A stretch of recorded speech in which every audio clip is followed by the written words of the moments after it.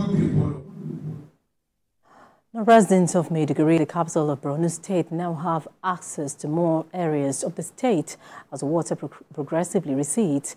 As reconstruction of damaged bridges continues by government, people now have access to their business and worship places.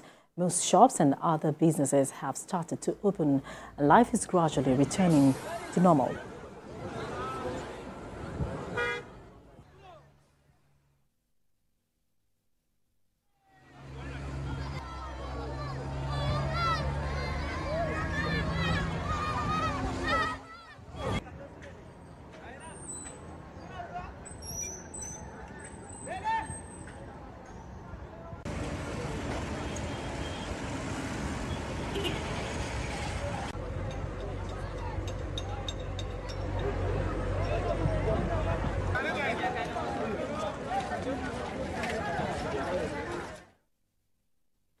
And our new senior reporter, JC Tafida, is standing by to bring us updates on solution at the moment.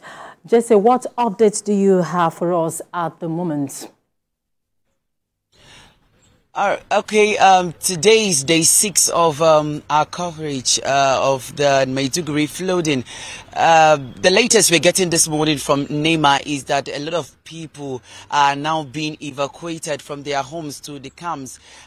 Gradually the water is receding, and people are now getting access to town. Those that were stuck in their houses since Tuesday are now getting access to come into town. Now, there are a lot of displaced people, according to NEMA, that are not in camps. Probably they are having relatives across the state and they are there.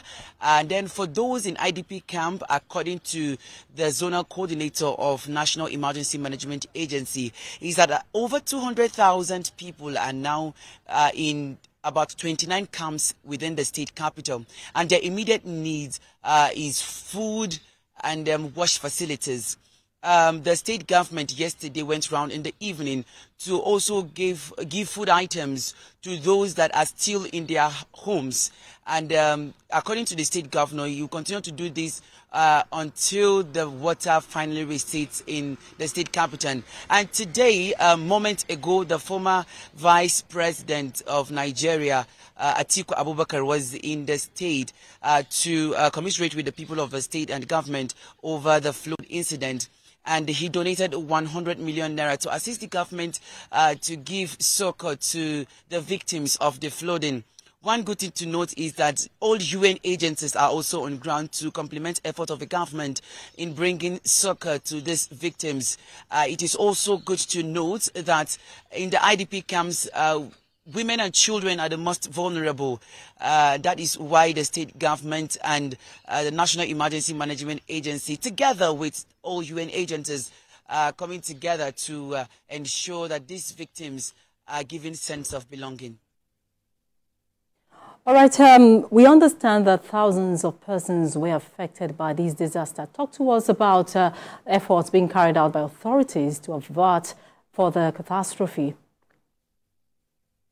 Well, it is said that over 1 million people are affected. Even if your house is not affected, maybe you're a businessman and your shop is being affected. Just as we've reported through the week that the MAIDUGURI Monday market was submerged. And this is where thousands of people having their livelihoods, traders, and the market is submerged. Some shops around post office area were also submerged. Shop owners are counting their losses now that they are having access. Some other shops are now opened, but the problem now is that food prices is going up, and people are concerned, saying we are going into another food crisis in MAIDUGURI. And then when we're talking about efforts by authorities to look at the houses that are damaged so far, the damage is yet to be ascertained, because there are still areas that are still covered with water. That is why the state government is putting all hands on deck together with the Federal Ministry of Environment to check out how many houses are still good, how many houses are destroyed, so that succor will come to victims of this disaster. All right, thank you, JC Tafida, senior reporter there, giving us updates on the flood situation.